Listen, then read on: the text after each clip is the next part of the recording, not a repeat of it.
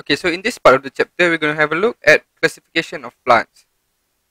As you might know, there's a large variety of plants living in large number of different habitats, but scientists have managed to classify them into two major groups. And we're going to see what are the groups right now. And the two major groups of plants are flowering and non-flowering plants. So some plants use flowers as a means to reproduce, as a means to redistribute their seeds. So flowering plants rely on that to reproduce, but non-flowering plants have different methods of reproducing. So within flowering plants, there are two major groups, which are dicotyledon and monocotyledon. We're going to take we will have a look more precisely what these two means later on.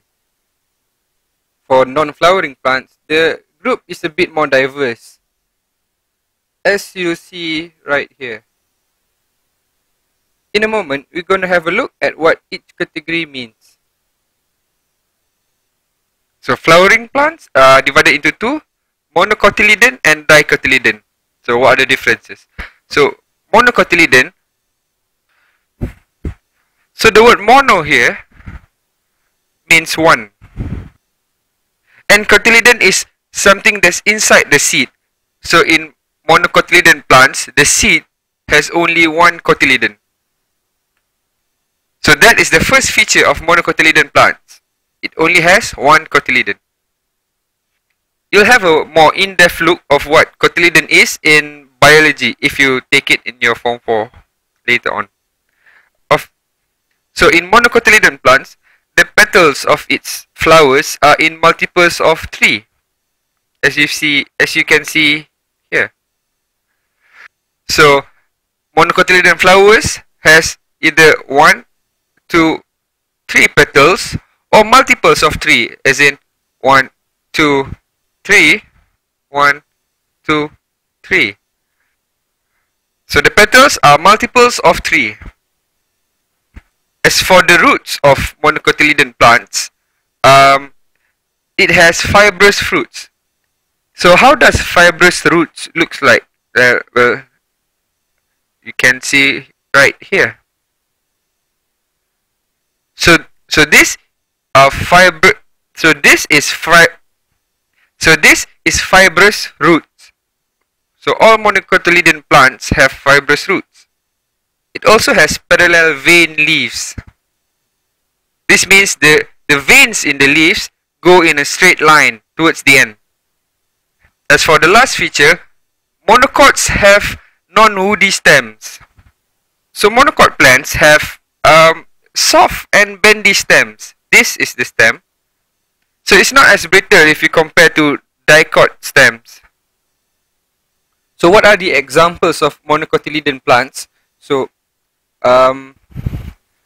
first one is maize, and the next example is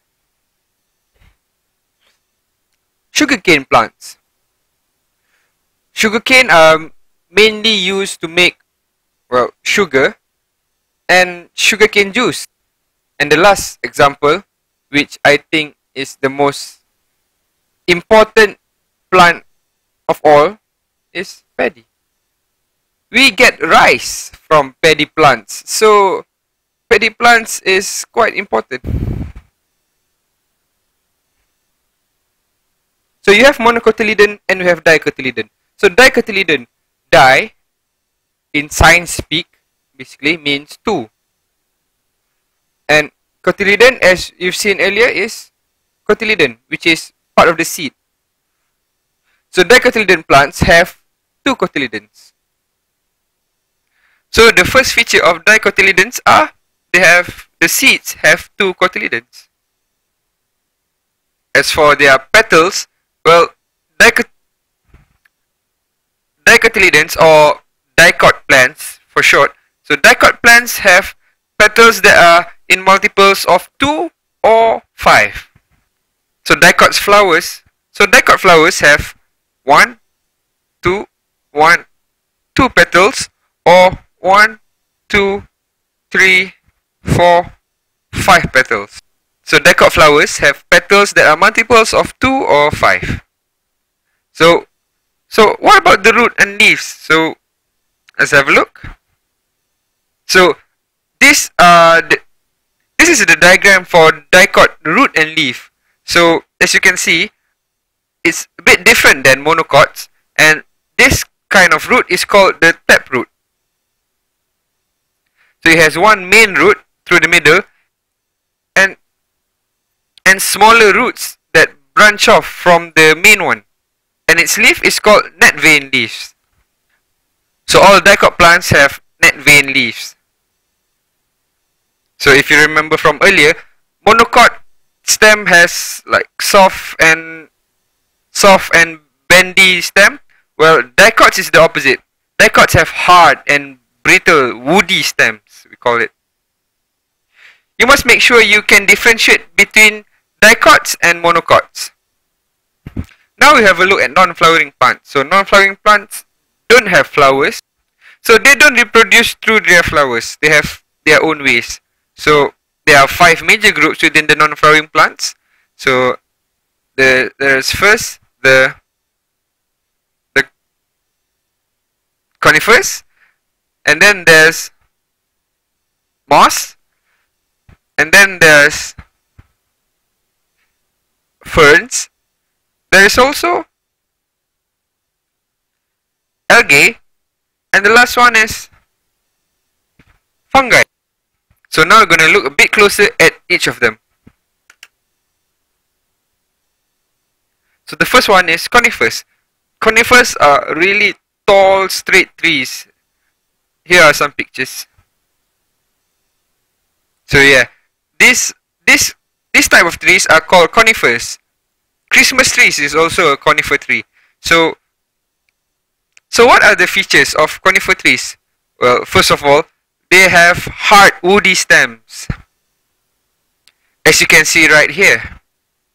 So conifer seeds are cones, and conifer plants mainly lives on land.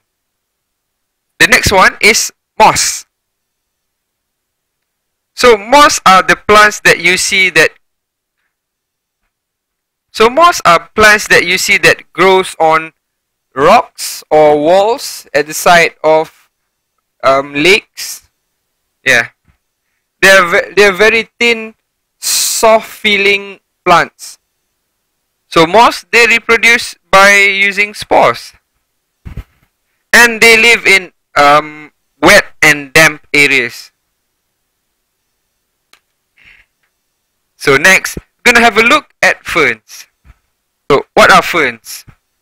So ferns are plants that usually lives on other plants, but they don't take their food from the other plants. They can make their own, as you can see from the green leaves. So green leaves usually is an indicator of that food. So green leaves are usually an indicator of the plant's ability to do photosynthesis to make their own food. So ferns can make its own food through photosynthesis. And ferns, like moss, reproduce through spores. So the next one is algae. So algae are the type of plants that you see if you have a small pond. So you know that green plant on its surface, that mushy green plant that usually doesn't look so good. Yeah, that's algae. So we know that algae lives in water and damp places. Algae being green can also make its own food. And the last example of non-flowering plants are fungi. And fungi are a bit different from all the other non-flowering plants. Well, first of all, they cannot do photosynthesis, so they cannot make their own food. So usually fungi grows on other plants, as you can see right here. So as you can see, mushrooms are part of the fungi family. they grow on other plants. So as fungi cannot make their own food, they rely on nutrients from the plants they grow on. Fungi like moss and ferns also reproduce through spores. And fungi also needs a damp and wet environment to grow on.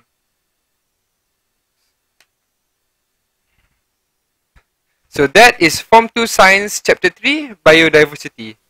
I hope you learn a lot from my lesson and thank you for watching.